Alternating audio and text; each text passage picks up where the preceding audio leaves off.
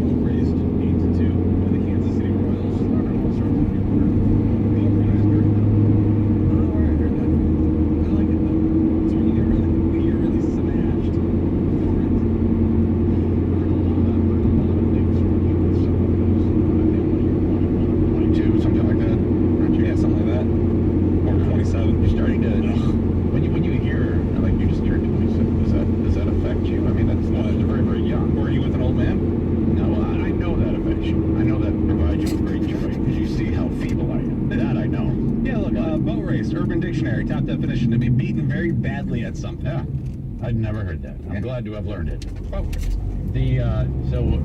What I was getting at is, as you turn 27, does that bother you? Like, oh God, I'm getting old. Even at just 27? a little bit. Really? This is it. This is it. I can only imagine what you're going to be like when you're 45 or 46. Anybody hear that? Did it break again? Yeah. We need to do something. Let's just get a longer screw. There's more to it than that. It doesn't want to go in. So the microphone was false off.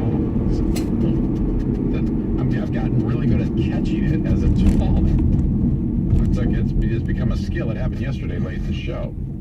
800-785-1073. You can email Eric at ericzho.com. A lot of fun stuff to get into today. But right now, the story about Whitecaps announcer Dan Hasty through a technical issue, his mic was left on between innings. We did talk about it on the air at about this time, but we had to get him on yesterday, so we talked to him. And this is how it went. Dan Hasty. All right. How are you, buddy? What's going on, brother? So, when you cornered me at the ball game just the other day, you were getting to tell me the story about what had happened with you when the microphones were inadvertently left on when you were doing the Whitecaps game. Well, as you very well know, the most exciting moment in any professional radio talent career when they're accidentally left on the air.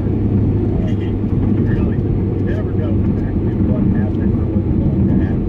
So we were accidentally left on the air. Whatever commercial break. I guess there was a routing for their engineers. Yeah, some technical guff. That's right. It doesn't matter. Right. It would have killed the potential for this. So Okay. what happened was I had a guest color commentator in with me at the ballpark that night. And so we were talking about during a commercial break, this, that, and the other little things, but happened to bring up an incident was with the Whitecaps. Now, with Lakeland Flying Tigers, the Tigers or the Flyers. The Flyer, I hadn't heard of that.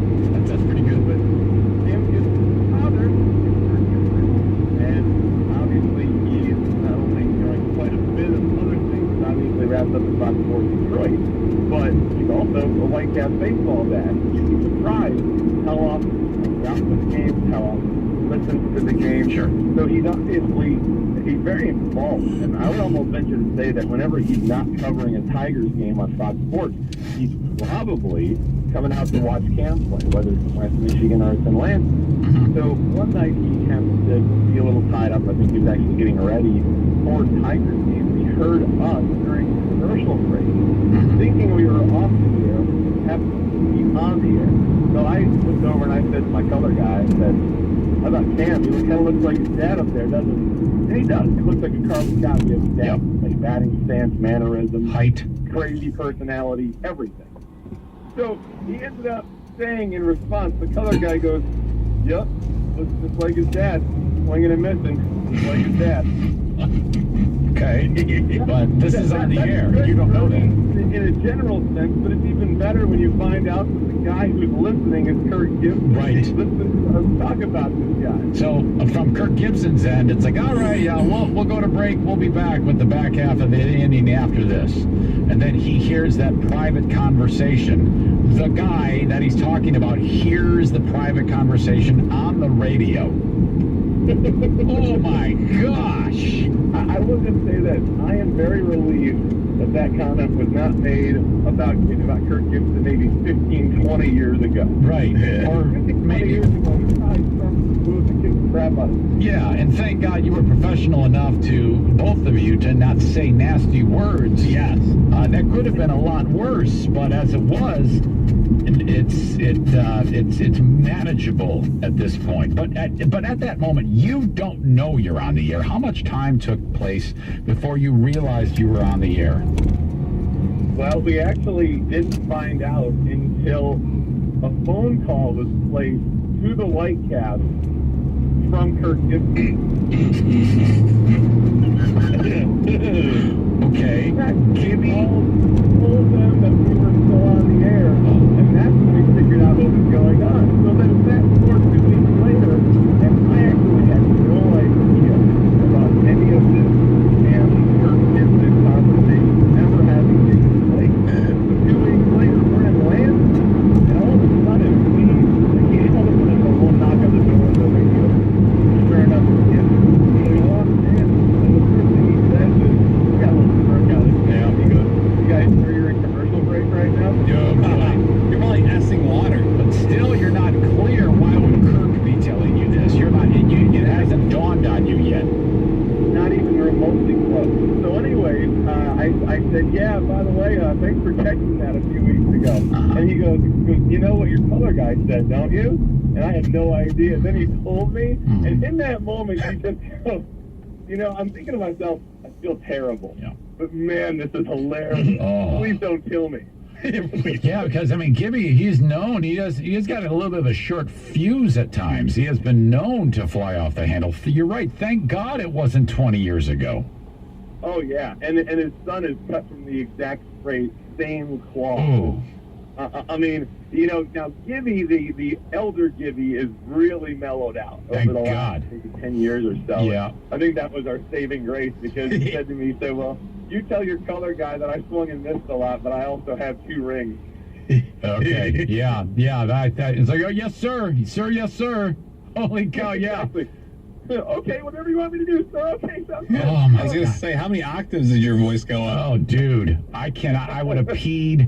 Not a little. I mean, Yeah. it would have been really ugly if I was that. singing some soprano, I'm not going to lie to you. Oh my gosh, man. So then he leaves and you're like, how do I continue? How do I even continue we went and played the moment on the radio that you turned around from that interaction, said goodbye, closed the door, and then you revealed to the audience, expertly I might add, because you were doing the game at the same time, that story. One for the ages, man. That was well done.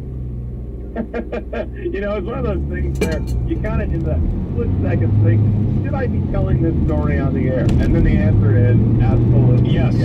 Ultimately, you're a radio guy. That's your job.